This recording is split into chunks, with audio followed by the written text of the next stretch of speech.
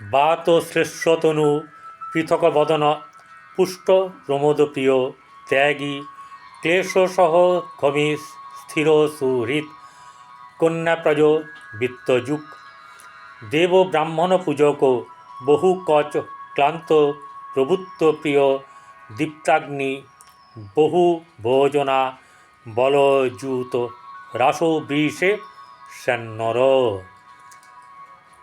শুভ্রবর্ণ দীর্ঘকায় মাংসল ভরাট স্কন্দ তার প্রশান্ত ললাট সুন্দর চক্ষুদয় কৃষ্ণবর্ণ ক্লেশ। এই হচ্ছে বৃষরাশি। আপনারা সকলে সুন্দর থাকুন, আনন্দময় থাকুন, সুখময় থাকুন, শ্রী শ্রী পদ্মাবতী মায়ের কাছে প্রার্থনা করি। আজ আপনাদের সামনে বৃষরাশির অক্টোবর মাস কেমন যাবে তা নিয়ে আপনাদের সামনে আমি উপস্থাপনা করছি। প্রত্যেকের জীবনেই যেমন সমস্যা আছে তেমনি আবার সুখও আছে। ভালো মন্দ মিশিয়ে আমাদের এই জীবন। আমাদের জীবনের প্রতিটি পদেই আমাদেরকে লড়াই করতে হয়। কোনো লড়াই কম করতে হয়, কোনোটা একটু বেশি করতে হয়। যাদের ভাগ্য ভালো থাকে না তাদেরকে লড়াই বেশি করতে হয়, যাদের ভাগ্য ভালো তাদেরকে কম লড়াই করে তারা জীবনে সহজে এগিয়ে যেতে পারে। তার মধ্যে এরকম একটি রাশি হচ্ছে বৃষ রাশি। তো এই বৃষ রাশি বর্তমান সময়ে যে আমরা বিচার করব সেই অক্টোবর মাস, সেই গ্রহচক্র কোথায় কে অবস্থান করছে বা করবে তার তো তুলে ধরতে হবে। রবি 1 অক্টোবর 15 আশ্বিন মঙ্গলবার কৃষ্ণ চতুর্দশী তিথিতে অবস্থান করবে। কোথায়? কন্যায়। আর 31 আশ্বিন 17 অক্টোবর রবি তুলা রাশিতে সকাল 7টা 43 চলে যাবে, গমন করবে। চন্দ্র সিংহ রাশিতে যাত্রা শুরু করবে, কন্যায় এসে চলতে চলতে চলতে চলতে পুরো 27.5 দিন মতন কম বেশি সে ঘুরে এসে সিংহ রাশিতে ছেড়ে কন্যা রাশি প্রবেশ করবে সেদিনকে রাত্রিবেলায়। মঙ্গল 20 অক্টোবর নিচস্থ হয়ে কর্কটে যাবে। বুধ 10 অক্টোবর তুলায় যাবে। এরপরে রবির সঙ্গে বুধ যুক্ত হবে। বৃহস্পতি 9 অক্টোবর বৃষরাশিতেই মৃগশিরা নক্ষত্রে কী হবে? বক্রতা লাভ করবে, বক্রী হয়ে যাবে। শুক্র 13 অক্টোবর সকাল 6টা 1 মানে তুলা রাশি থেকে বৃশ্চিকে চলে যাবে। শনি কুম্ভ রাশিতে থাকবে, রাহু যথারীতি মীন এবং কেতু আপনার কন্যায় অবস্থান করবে। হয়ে গেল। এবারে আমরা চলে আসব মূল পর্বে।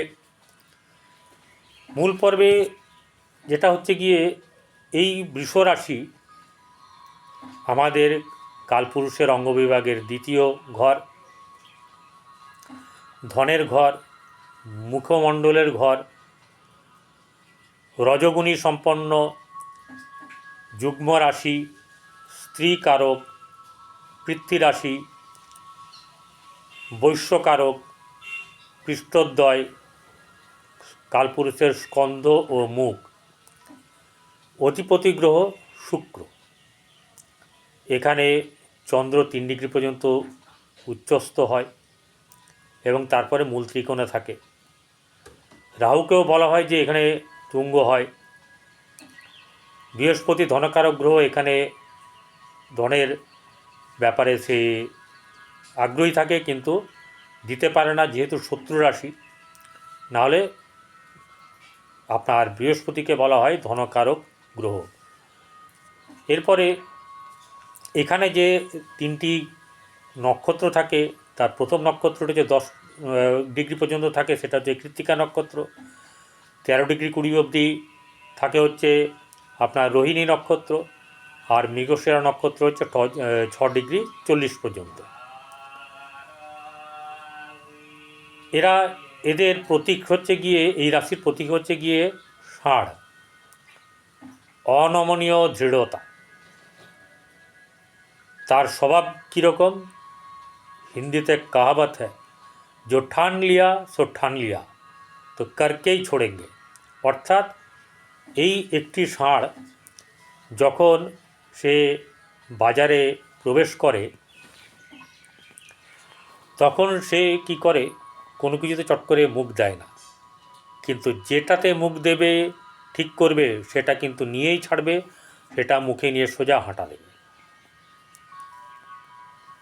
আমি এর প্রতিকার পর্যন্ত বলবো, কিন্তু সবাই দেখবেন। আর আপনাদের ঘরের লোক বা বন্ধুবান্ধব কেউ যদি থেকে থাকে মেষ রাশি, অক্টোবর মাস, সেটা ভালো করে দেখবেন। প্রচুর কিছু তথ্য দেওয়া আছে এবং কি করলে ভালো হবে, যদি আপনার মাধ্যম দিয়ে কারোর উপকার হয়। তাই এই বৃষরাশি দেখবেন, শেয়ার করবেন, লাইক করবেন, কমেন্টও করবেন, এবং সঙ্গে আপনারা কুম্ভ রাশি, মেষ রাশি এগুলোকে দেখবেন। অনেক শিক্ষার ব্যাপার আছে। চট করে কেউ আপনাদেরকে কোনো কিছু মানে বাজে কথা বলতে পারবে না।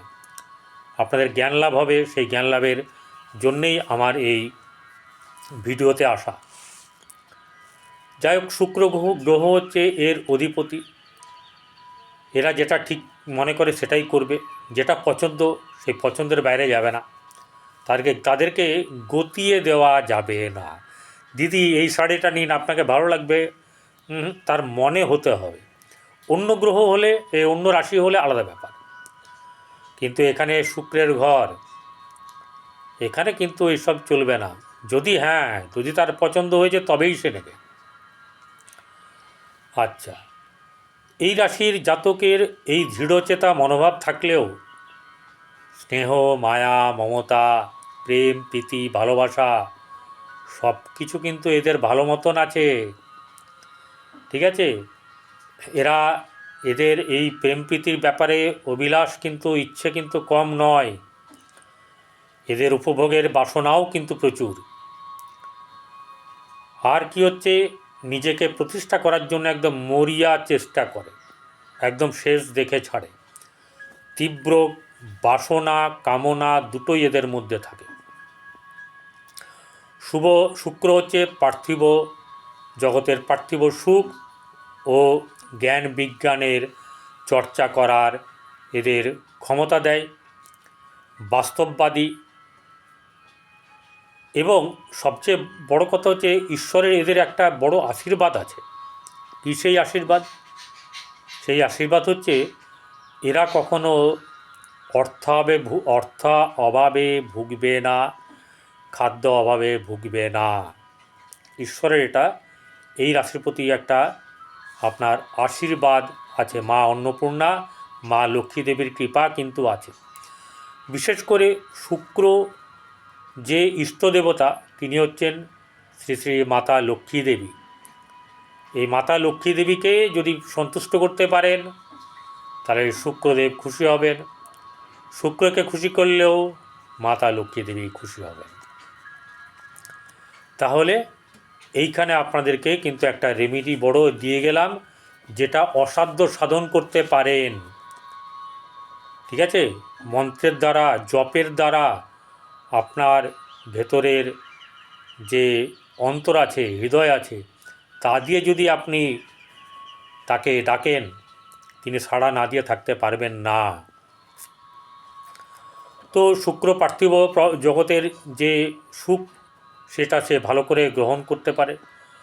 কালপুরুষের দ্বিতীয় ঘর, জাতকের মধ্যে কিন্তু ক্রোধ প্রচুর।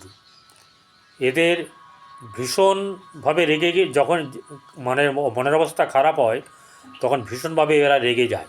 রাগ কিন্তু চট করে কমে না।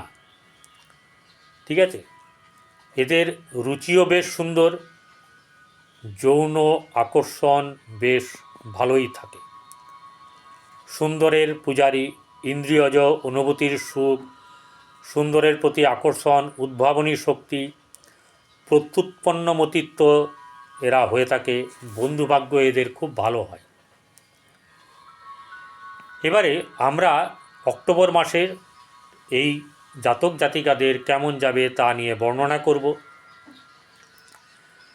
ভিডিওটি খুব বড় নয়, স্কিপ করবেন না, কারণ কি আপনাদের শিক্ষার জন্যই কিন্তু আমার এই অবতারণা। আপনারা এই লগ্নের বা এই রাশির জাতক জাতিকারা এই অক্টোবর মাসে আপনাদের কিন্তু কিছু না কিছু শুভভাব আপনাদের জীবনে আসবেই, এবং অক্টোবরের 10-12 তারিখের পর থেকে যে বাধা বিপত্তি চলছে সেটা কিন্তু থাকবে না। সেটা কিন্তু খুব ভালো মতন করে আপনাদের মানে হবে। এই সাদা রঙের ড্রেসটা কিন্তু বেশি করে পরবেন, এটা আপনাদেরকে আমি বলছি। কালো রঙের পোশাক পরবেন না। আরও আসছি। তো বৃষরাশির আর্থিক ভাগ্য খুব একটা বর্তমান সময়ে ভালো নয়।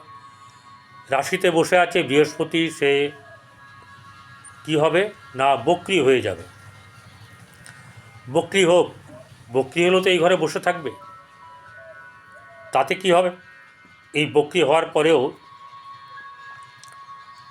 আপনাদের জীবনে কিন্তু তথাপিও উন্নতি কিন্তু কিছু হবে।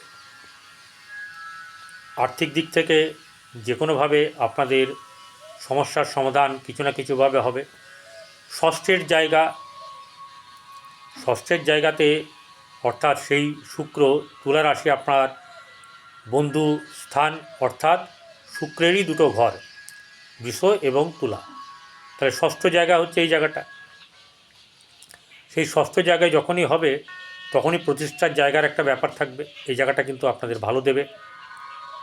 আর ব্যবসার জায়গা, ব্যবসা আপনারা এই সময় করলেও অতি সাবধানে করতে হবে, কেননা বৃহস্পতি বক্রি হয়ে আছে। সেই বৃহস্পতির কারণের জন্যেই এই যে দৃষ্টি ছিল, বৃহস্পতির দৃষ্টি হচ্ছে কিন্তু খুব সুন্দর অমৃত সম দৃষ্টি। সপ্তমে দৃষ্টি ছিল, দৃষ্টি থাকবে এখন, কিন্তু বক্রতার কারণের জন্য সে বলহীন, অনেকটাই বলহীন হয়ে যাবে।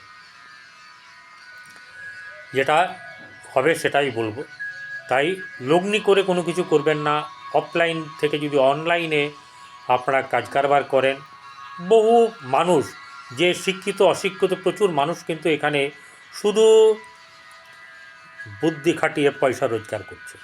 আপনার মধ্যে কিন্তু প্রত্যুৎপন্নমতিত্ব আছে, অর্থাৎ বুদ্ধি আছে আপনার মধ্যে ঈশ্বরের কৃপা আছে, শুক্রাচার্যের কৃপা আপনাদের প্রতি সব সময় আছে। তাহলে পিছিয়ে যাবেন আপনারা? কোনো মতেই না। এই ভোগবিলাসের কারক গ্রহ শুক্র, সে আপনাদের রিপ্রেজেন্ট করে,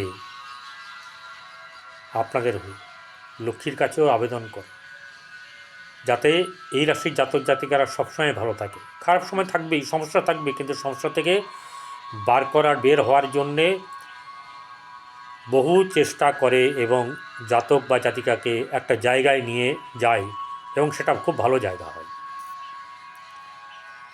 ব্যবসার জায়গা ভালো না। কর্মের জায়গাতে এই রাশির জাতকের যে কর্মস্থান সেটি দুর্বল হয়ে গেছে, কিন্তু 10 তারিখের পর থেকে কিছু মানে আলো দেখা যাবে, সূর্যের আলোর প্রবেশ বা ভোরের আলো ফুটবে। এটা হচ্ছে গিয়ে আপনার ভালো কথাই বলতে গেলে বৃষরাশির কিন্তু তারপর থেকে একটু শুভ সময় শুরু হয়ে যাবে। আপনাদের জীবনে কিন্তু অনেক ঘটনা ঘটেছে, এবং বেশিরভাগ ক্ষেত্রে আপনারা সেই ঘটনাকে ভালোর দিকে মোড় নেওয়ার চেষ্টাই করেছেন। জীবনে ঘাত প্রতিঘাত এসছে, তার মোকাবেলা করেছেন এবং জিতেছেন।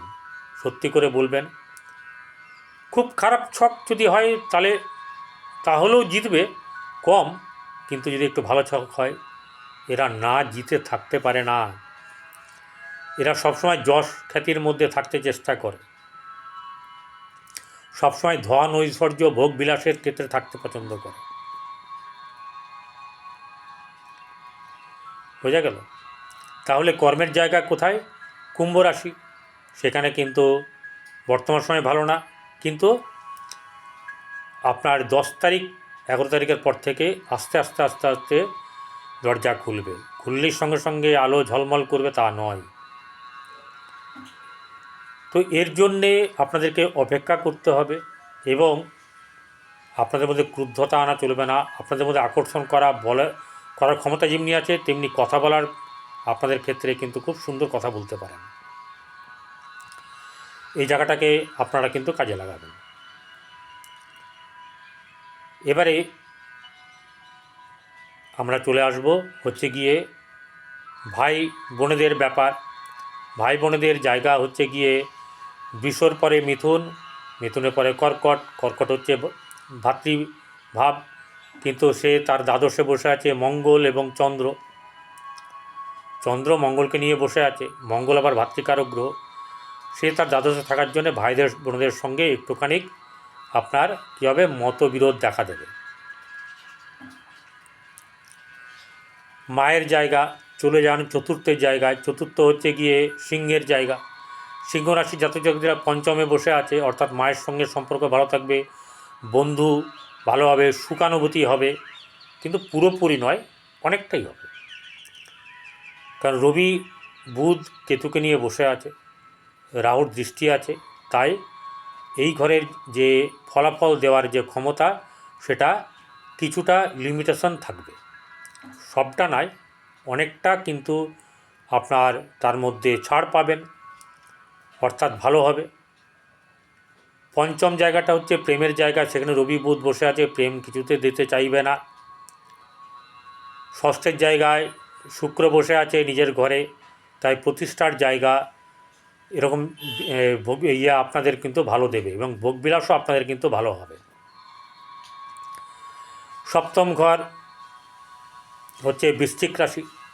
সেই বৃশ্চিকের রাশির অধিপতি সেই চন্দ্র দ্বিতীয় মঙ্গলের সঙ্গে বসে আছে, ঠিক আছে। এই মঙ্গল চন্দ্রের সঙ্গে বসে আছে, চন্দ্র সেখানে কি হয়, নিচস্থ হয়ে যায়।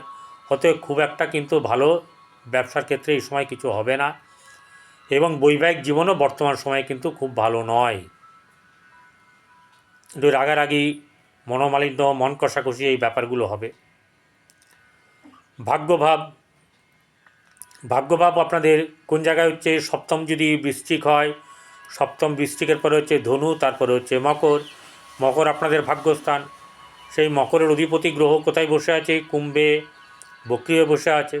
অতএব ভাগ্য আপনাদের ততটা এখনও উদয় হয়নি, অন্ধকারেই আছে, কিন্তু ধীরে ধীরে ধীরে ধীরে ভাগ্য উদয় হবে। আর আপনাদেরও জীবনে বলতে পারেন পূর্ণিমার চাঁদ আসবে, জীবনে জোয়ার আসবে। ভাটাই তো চললেন, এরপরে জোয়ার আসবে, ধীরে ধীরে একটু অপেক্ষা করুন। এই অক্টোবর থেকেই তার খেলা শুরু হয়ে যাবে, সেটুকু আপনারা বুঝতে পারবেন। খেলা শুরুর হতেই তো গোল হয় না, বা খেলা শুরু হতে হতেই দাবায় কিস্তিমাত হয় না, কম। তো কি হচ্ছে, এই জায়গাটাতে আপনাদেরকে লক্ষ্য রাখতে হবে যে ভাগ্যভাব ভালো নয়, তাই আমাকে কিন্তু সেইভাবে চলতে ফিরতে হবে। এবারে হচ্ছে গিয়ে আপনাদের কর্মস্থান বললাম, এবারে সাফল্যর জায়গাটা বলে দিই। সাফল্যের জায়গায় বসে আছে রাহু সাফল্য কিন্তু দেয় না, আবার সাফল্য অনেক বেশি করে দিতে পারে, কিন্তু একাদশে রাহু খুব ভালো ফল দেয় না, এটাই কিন্তু দেখা গেছে।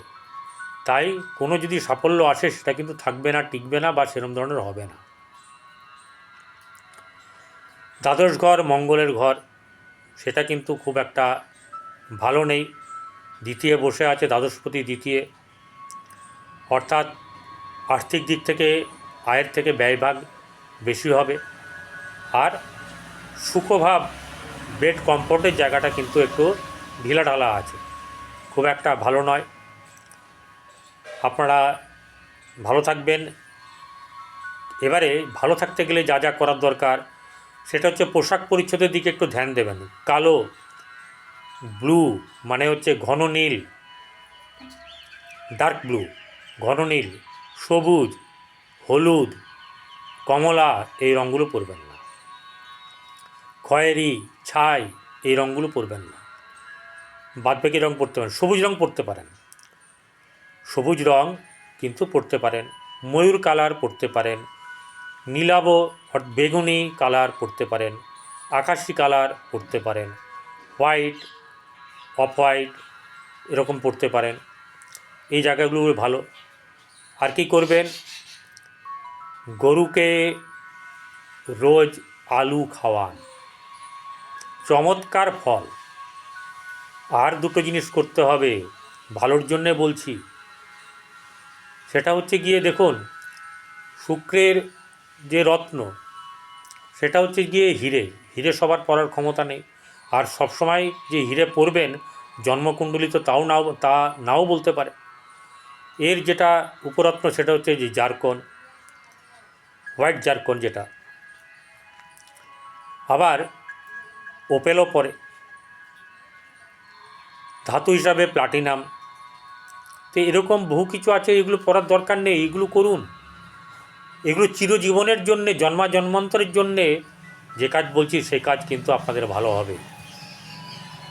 লক্ষ্মী, মা লক্ষ্মীর জপ, মা লক্ষ্মীর পুজো শুক্রবার দিনকে শুরু করুন। কোনো ধরনের মিথ্যে নয়, সত্য কথা বলছি। শুক্র হচ্ছে লক্ষ্মী দেবীর পূজারী, আর লক্ষ্মী খুবই সন্তুষ্ট হন শুক্রবারে পুজো করলে। বৃহস্পতিবারে লক্ষ্মীর পাঁচালি পড়েন, পুজো দেন, যা কিছু করেন এটা আপনাদের ব্যাপার। আমি বলবো যে ভালো ফল পেতে গেলে আপনারা করুন না লক্ষ্মীবারটা, এই লক্ষ্মীর পুজো করুন না এই শুক্রবারে যাদের বিয়ে হয়নি অন্যরা, বা আপনাদের এরকম ধরনের কন্যা থাকতে পারে ঘরে, মানে ছেলে থাকতে পারে, রোজ প্রতি শুক্রবারে বা শুক্রবার থেকে আরম্ভ করে, সম্ভব যদি না হয় প্রতি শুক্রবার করবেন 15টা সাদা রঙের রসগোল্লা আপনারা কিন্তু দান করবেন। একজনকে নয়, বেশ কয়েকজনকে। কাদেরকে? যারা এই রসগোল্লা দোকানের পাশ দিয়ে গেলে চেয়ে দেখে, খেতে পায় না, তাদের প্রচুর আশীর্বাদ পাবেন, জন্মান্তরের আশীর্বাদ পাবেন। এর থেকে ভালো রেমেডি হয় না। যারা এগুলো করে না তাদের জন্য হচ্ছে রেমেডি, ওই স্টোন থেকে আরম্ভ করে, রত্ন থেকে আরম্ভ করে এইসব ব্যাপার। এবারে ঘরে যখন প্রথম রুটিটা তৈরি হবে, সেই রুটি গরুকে খাওয়াবেন। সেদিনকেই রাত্রিবেলায় করলে রাত্রিবেলায় খাওয়াতে হবে না, রাত্রিবেলায় খায় না, পরের দিন সকালবেলায় খাওয়াবেন। এটা শুক্রবার থেকে চালু করুন, প্রতিদিন করুন। আর শেষ রুটিটা অর্ধেক করবেন, অর্ধেক কুকুরকে আর বাকি অর্ধেক কাককে খাওয়াবেন। এতে আপনাদের সমৃদ্ধি, যশ খ্যাতি, প্রভূত সম্পত্তির অধিকারী আপনারা হবেন, এবং খুব খুব আশীর্বাদ আপনাদের প্রতি থাকবে। আমারও আপনার প্রতি ভালোবাসা জানিয়ে ভিডিওটি শেষ করছি। আপনারা যারা আমার কাছে জ্যোতিষী বিষয়ে পড়াশোনা করতে চান, হস্তরেখা, সংখ্যাতত্ত্ব, বাস্তু, তারা পড়তে পারেন অনলাইনে। আর যারা দেখাতে ইচ্ছুক, জন্মছক তৈরি করা বা বিচার করতে ইচ্ছুক, তারা 8906781462 এই নাম্বারে ফোন করবেন। আমি ডেসক্রিপশন বক্সে এই নাম্বারে দিয়ে দেবো। সকলে ভালো থাকবেন। পরের ভিডিওতে আবার আপনাদের সঙ্গে দেখা হবে।